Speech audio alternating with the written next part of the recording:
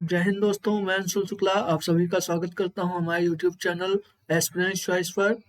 I hope आप सभी अच्छे होंगे। आज की इस वीडियो में हम करंट अफेयर को डिस्कस करेंगे, जिसमें कि इंटरनेशनल व नेशनल न्यूज को कवर करेंगे। साथ ही जहां पर भी मैपिंग की आवश्यकता होगी वहां मैपिंग करेंगे और स्टैटिक जीके को भी जानेंगे। इसी के साथ सेंट्रल और स्टेट गवर्नमेंट की प्रीवियस स्कीम्स जो कि हमारे लिए इम्पोर्टेंट रहती हैं उनके बारे में भी जानेंगे।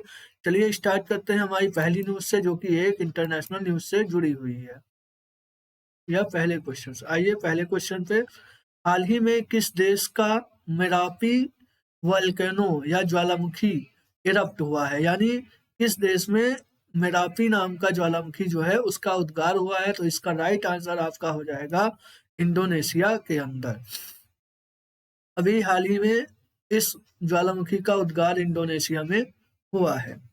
आप सभी को पता है कि जो इटली है यहाँ पर भी कई सारे वॉल्केनो हैं जो कि इरप्ट हो जाते हैं। जापान में ऑलमोस्ट जो है आपको सुनामी देखने को मिलती है, साइक्लोन देखने को मिलते हैं। जापान जो कि पैसिफिक एशियन के अंदर स्थित है। आइए अब हम इंडोनेशिया के बारे में जानेंगे। इंडोनेशिया जो है आपका वह हिंद महासागर और जावा सी के बीच में स्थित है। इसकी जो कैपिटल हो जाएगी वह जकार्ता हो जाएगी और यह जो है जकार्ता वह सुमात्रा आइलैंड पर स्थित है। इंडोनेशिया जो है यह एक आइलैंड कंट्री है या द्वीपीय देश है। इसके जो प्रेसिडेंट हो जाएंगे वह जोको विडोडो जी हैं। ये यहाँ के प्रेसिडेंट हो जाएंगे। इंडोनेशिया की जो ऑफिशियल लैंग्वेज है वह इंडोनेशियन हो जाएगी। यह इसकी लैंग्वेज हो जाएगी और इसकी अभी हाल ही में एक नई कैपिटल को भी बनाया जा रहा है जिसका नाम नूसंतारा हो जाएगा। नूसंतारा यह इसकी नई कैपिटल है जो कि ईस्ट कलिमंतर द्वीप पर स्थित होगा। इंडोनेशिया के अंदर ही आसियान का हेडक्वार्टर स्थित है।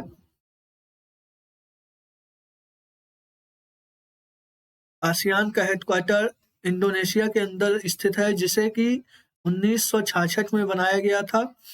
और अभी हाल ही में आसियान और इंडिया ने मिलकर के इंडोनेशिया की कैपिटल जकार्ता में मिलेट फेस्टिवल का आयोजन किया है। मिलेट फेस्टिवल का आयोजन इंडोनेशिया की कैपिटल जकार्ता में इंडिया और आसियान के द्वारा किया गया है। इंडिया जो है वह आसियान का मेंबर नहीं है। इस आसियान ऑर्गेनाइजेशन के अंदर 10 देश आते हैं, लेकिन इंडिया इसका मेंबर नहीं है। आसियान और इंडिया की अभी हाल ही में बैठक भी इंडोनेशिया के अंदर कंडक्ट की गई थी।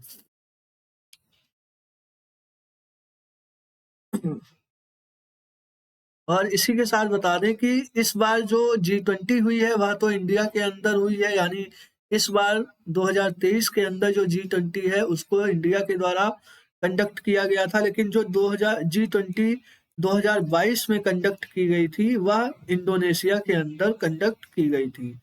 और अगली बार जो G20 की बैठक है वह ब्राजील के अंदर कंडक्ट की जाएगी।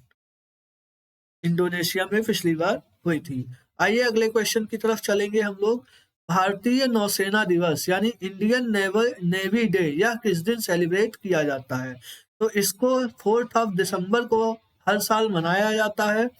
भारतीय नौसेना दिवस इंडियन नेवी का के द्वारा ऑपरेशन ट्राइडेंट 1971 में लॉन्च किया गया था। ऑपरेशन ट्राइडेंट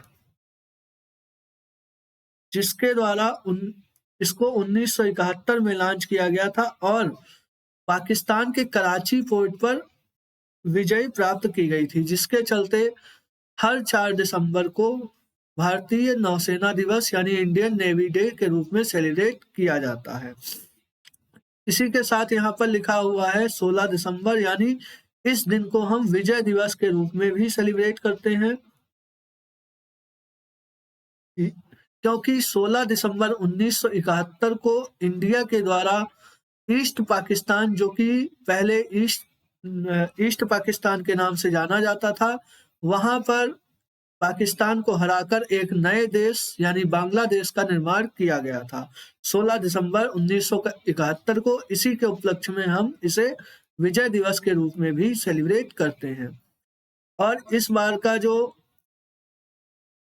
नेवी डे है, उसी दिन एक आईएनएस चेन्नई के ऊपर यानी इंडियन नेवल शिप चेन्नई जो है उसके ऊपर एक पहली महिला वुमेन कमांडर को तैनात किया गया है।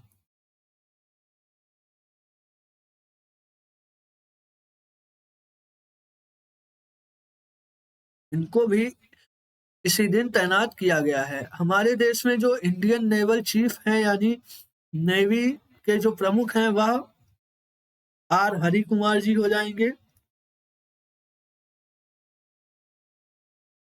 या नेवल चीफ हो जाएंगे। वैसे तो हमारे देश में अगर देखा जाए कि तीनों सेनाओं का जो प्रमुख यानी एयरफोर्स, आर्मी और नेवी का जो प्रमुख होता है या चीफ होता है वह प्रेसिडेंट होता है।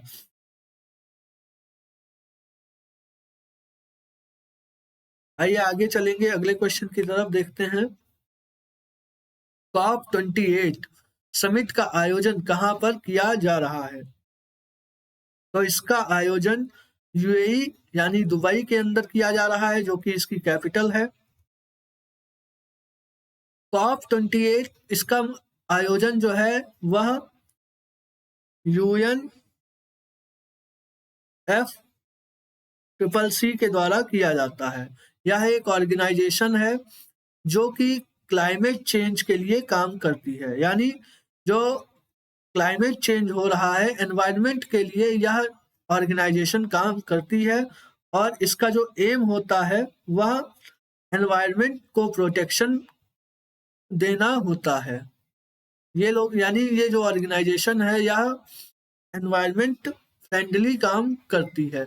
और इसका हर साल आयोजन यानी कॉन्फ्रेंस ऑफ पार्टीज का आयोजन हर साल अलग अलग देशों में किया जाता है।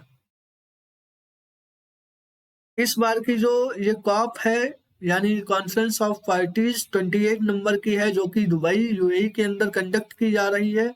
यहीं पर मोदी जी के द्वारा ग्रीन क्रेडिट इनिशिएटिव को लॉन्च किया गया है।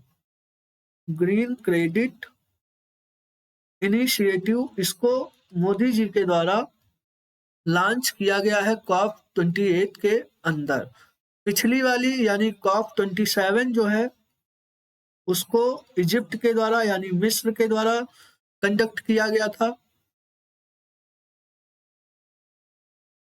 और आने वाली जो अगली कॉप है यानी COP19 जो है वह आप सभी से पूछी जा सकती है। तो COP19 का आयोजन अजरबैजान के कैपिटल बाकू के अंदर किया जाएगा।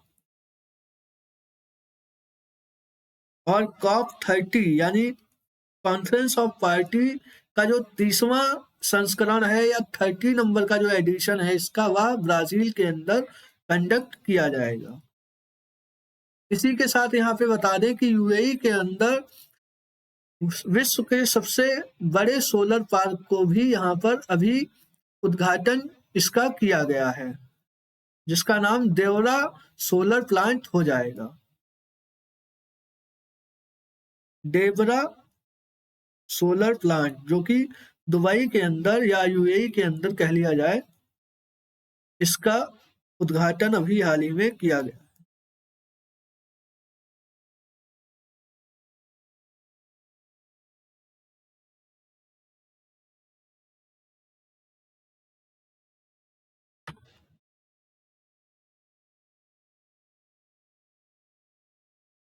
आइए आगे चलेंगे अगले क्वेश्चन की तरफ। किस देश ने भारतीय नागरिकों को फ्री वीजा एंट्री प्रदान कर दी है, यानी ऐसा कौन सा देश है जिसने यह अलाउ किया है कि बिना वीजा के भी हमारे देश के नागरिक उनके यहाँ पर विजिट कर सकते हैं? तो इसका राइट आंसर आपका हो जाएगा मलेशिया। इसी मलेशिया ने इंडिया के साथ साथ यह सुविधा चाइना के नागरिकों के लिए भी ओपन कर दी है। लेकिन इसी के साथ अगर देखा जाए तो जो नेपाल है वहां पर तो हमें कभी भी वीजा नहीं लगता है, और सिर्फ एक रूटीन चेकअप के द्वारा ही नेपाल और इंडिया के लोग जो हैं वो एक दूसरे के देश में आ जा सकते हैं। इसी के साथ और जो बांग्लादेश है यहाँ पर भी अभी फ्री वीजा एंट्री को अलाउ किया गया है। श्रीलंका में भी यह सुविधा दी गई है, और सिंगापुर, श्रीलंका, सिंगापुर, ये सभी ऐसी कंट्रीज हैं जहां पर इंडियंस को वीजा फ्री एंट्री की सुविधा दे दी गई है। सिंगापुर और श्रीलंका, नेपाल, भूटान, इन सब में रुपे कार्ड और यूपीआई को भी अलाउ कर दिया गया है, या यूपीआई सिस्टम को भी इन देशों में लॉन्च किया गया है। मलेशिया जो है इसकी कैपिटल हो जाएगी कुआलालंपुर।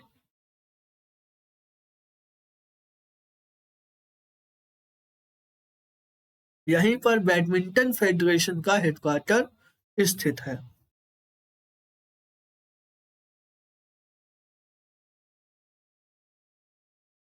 बैडमिंटन फेडरेशन का हेडक्वार्टर मलेशिया की कैपिटल कुआलालंपुर में स्थित है। आइए आगे अगले क्वेश्चन की तरफ चलेंगे। कौन सा एक्सप्रेसवे देश का पहला सोलर एक्सप्रेसवे बनने जा रहा है? तो इसका राइट आंसर आपका हो जाएगा बुंदेलखंड एक्सप्रेसवे। यह जो एक्सप्रेसवे है यह उत्तर प्रदेश के अंदर बनाया जा रहा है, और यह देश का पहला ऐसा एक्सप्रेसवे होगा जो कि सोलर एक्सप्रेसवे बनेगा। उत्तर प्रदेश हमारे देश का एक ऐसा पहला राज्य है जहां पर सबसे ज्यादा एक्सप्रेसवे बनाए गए हैं, यानी मैक्सिमम एक्सप्रेसवे अगर आपसे इंडिया के अंदर पूछे जाएंगे कि किस राज्य में है तो वह उत्तर प्रदेश हो जाएगा। अभी हाल ही में असम के अंदर भी एक्सप्रेसवे का उद्घाटन किया गया था।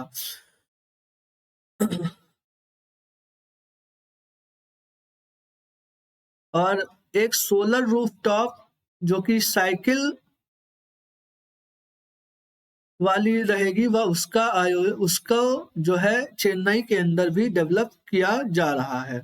उत्तर प्रदेश आप सभी को पता है कि यह यहाँ पर 75 डिस्ट्रिक्ट हो जाएंगे, और इसकी कैपिटल लखनऊ हो जाएगी।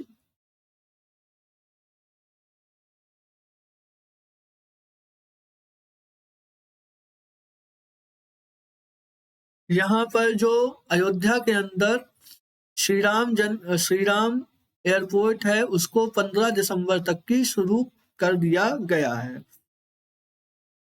उत्तर प्रदेश के अंदर ही अगर पूछा जाए हमारे देश में सबसे ज्यादा इंटरनेशनल एयरपोर्ट कहाँ है, तो मैक्सिमम एयरपोर्ट अगर आपको देखने को मिलेंगे तो वह भी उत्तर प्रदेश हो जाएगा, इंटरनेशनल एयरपोर्ट्स।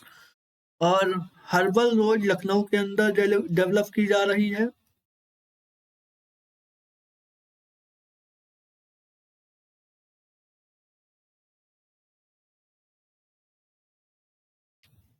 ब्रह्मोस के लिए एक सेंटर जो कि बनाया गया है वह भी लखनऊ के अंदर ही डेवलप किया गया है।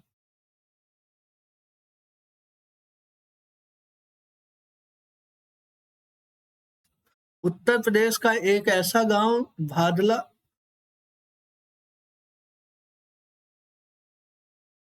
विलेज जो कि बरेली के अंदर स्थित है, वह पूरी तरह से आरओ वाटर विलेज हो गया है। यानी भादला गांव के अंदर उत्तर प्रदेश में हर एक घर में आरओ वाटर की सुविधा यहाँ पर पहुंच चुकी है। उत्तर प्रदेश के अंदर ही जो गोरखपुर है वहां पर ट्रांसजेंडर यूनिवर्सिटी को बनाया जा रहा है। और स्किल यूनिवर्सिटी अगर पूछी जाए आपसे तो वह वाराणसी के अंदर बनाई जा रही है। आइए अगले क्वेश्चन की तरफ चलेंगे हम। और यहाँ के जो सबसे इम्पॉर्टेंट क्वेश्चन हो जाएगा आपका कि यहाँ पे समग्र शिक्षा अभियान और मिशन शक्ति को भी लॉन्च किया गया था यहाँ के सीएम योगी आदित्यनाथ जी के द्वारा। मिशन शक्ति ये कि महिलाओं की सुरक्षा के लिए इसको लॉन्च किया गया था। आइए अगले क्वेश्चन की तरफ चलेंगे। 3D प्रिंटेड मंदिर यानी 3D प्रिंटेड टेम्पल का उद्घाटन कहाँ पर किया गया है? तो इसका राइट आंसर हो जाएगा आपका तेलंगाना के अंदर। अभी आप सभी ने हाल ही में देखा था कि तेलंगाना के अंदर चुनाव हुए हैं। तेलंगाना की जो कैपिटल हो जाएगी वह हैदराबाद रहेगी।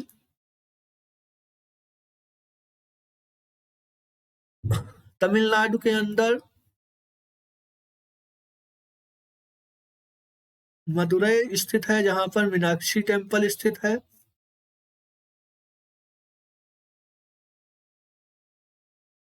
और इसकी कैपिटल चेन्नई हो जाएगी। केरला में महापद्मनाभ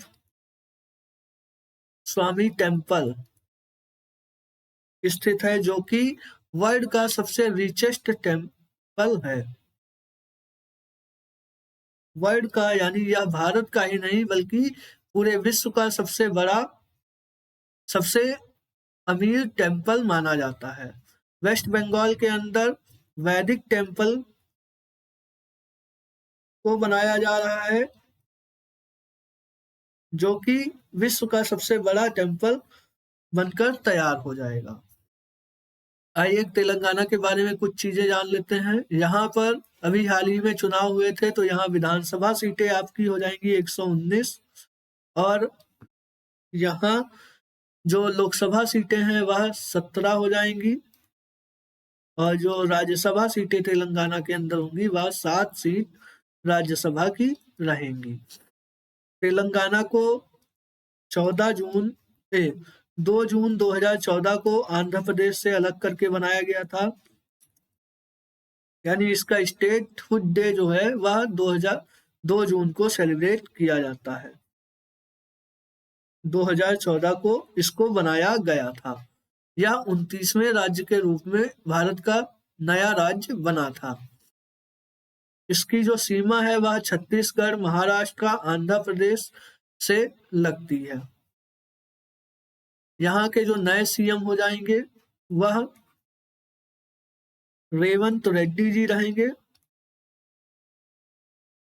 और ये कांग्रेस से बिलोंग करते हैं, यानी कांग्रेस पार्टी से ये चुनाव लड़े थे। यहाँ के जो पूर्व सीएम है वह चंद्रशेखर राव जी हो जाएंगे। अभी हाल ही में तेलंगाना के द्वारा महालक्ष्मी योजना को भी शुरुआत किया गया है। महालक्ष्मी योजना जो कि महिलाओं के लिए है, इसको यहाँ पर अभी शुरू किया गया है। आइए अगले क्वेश्चन की तरफ चलेंगे। पाकिस्तान के सर्वोच्च नागरिक पुरस्कार से सम्मानित होने वाले चौथे भारतीय कौन बने हैं? तो इसका राइट आंसर हो जाएगा डॉक्टर एसएम सैफुद्दीन जो है, इनको पाकिस्तान का हाईएस्ट सिविलियन अवार्ड दिया गया है। ये इंडिया के चौथे व्यक्ति हो जाएंगे। असगर वजाहत, इनको अभी पिछले बार का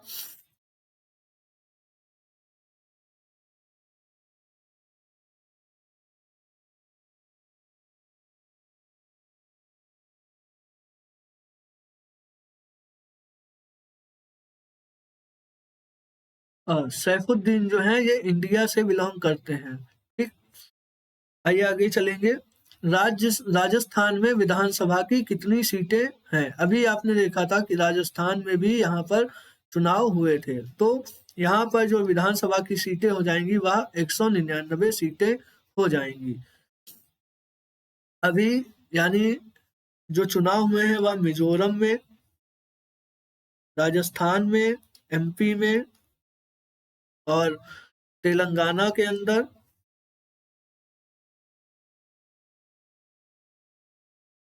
एमपी, राजस्थान, तेलंगाना, मिजोरम और एक राज्य और कोई बचता है आपका, राजस्थान, एमपी, छत्तीसगढ़।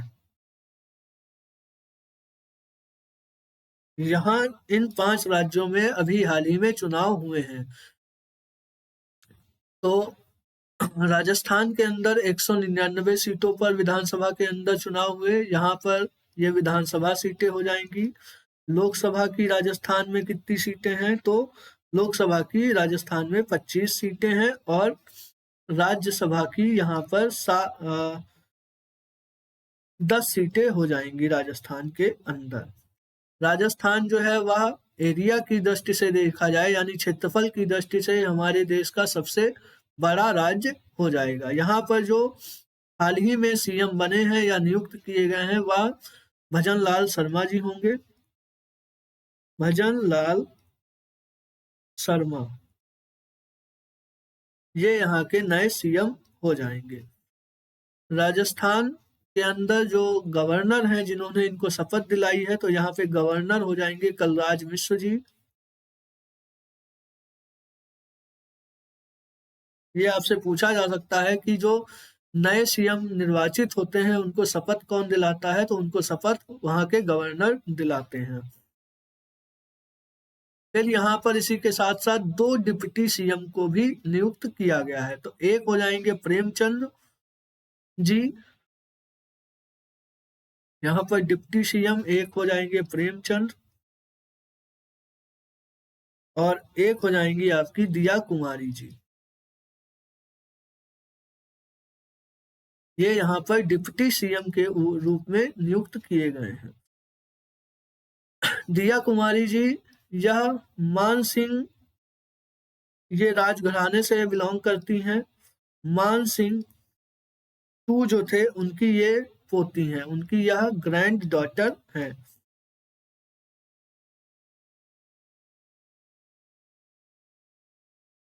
दिया कुमारी जी, इनको डॉटर ऑफ जयपुर के नाम से भी जाना जाता है।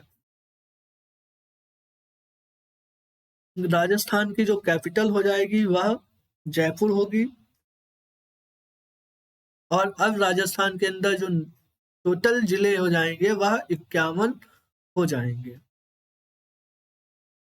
यहाँ पर स्टैच्यू ऑफ पीस को इस्टेब्लिश किया गया है राजस्थान के अंदर। हवा महल राजस्थान के अंदर ही स्थित है। जयपुर को पिंक सिटी के नाम से भी जाना जाता है और जोधपुर को ब्लू सिटी के नाम से जाना जाता है। आइए अगले क्वेश्चन की तरफ चलेंगे। खेलो इंडिया पैरा गेम्स का पहला संस्करण कहां पर आयोजित किया जाएगा, तो इसका राइट आंसर आपका हो जाएगा दिल्ली के अंदर। यानी अब तक की आपने देखा कि खेलो इंडिया गेम्स का आयोजन किया जा रहा था, खेलो इंडिया यूनिवर्सिटी गेम्स का आयोजन किया जा रहा था, लेकिन अब पहला एडिशन यानी पहली बार खेलो इंडिया पैरा गेम्स का आयोजन भी किया जाएगा, जो कि दिल्ली के अंदर खेला जाएगा। अभी हाल ही में अनुराग ठाकुर जी ने इसकी घोषणा या इसका अनाउंसमेंट किया है। इस बार के जो खेलो इंडिया गेम्स हुए थे, यानी 5th नंबर का या 5th एडिशन जो था खेलो इंडिया गेम्स का, वह एमपी के अंदर हुआ था। और जो खेलो इंडिया यूनिवर्सिटी गेम्स हुए थे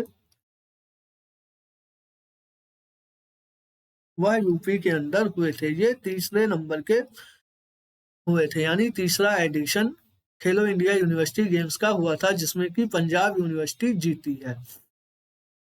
अभी हाल ही में गोवा के अंदर 37th नंबर के जो नेशनल गेम्स थे इनका आयोजन किया गया था। और जो 38 नंबर के नेशनल गेम्स होंगे वह उत्तराखंड के अंदर कंडक्ट किए जाएंगे या आयोजित किए जाएंगे। तो चलिए, यह था हमारा आज का सेशन। आई होप आप सभी को अच्छा लगा होगा। आप हमारे यूट्यूब चैनल को ज़्यादा से ज़्यादा सब्सक्राइब कीजिए तथा शेयर कीजिए, और जिससे कि यह सभी तक की पहुँचे और आपको हमारी हर एक वीडियो आप तक पहुँच सके, इसलिए उसको सब्सक्राइब कीजिए। Thank you.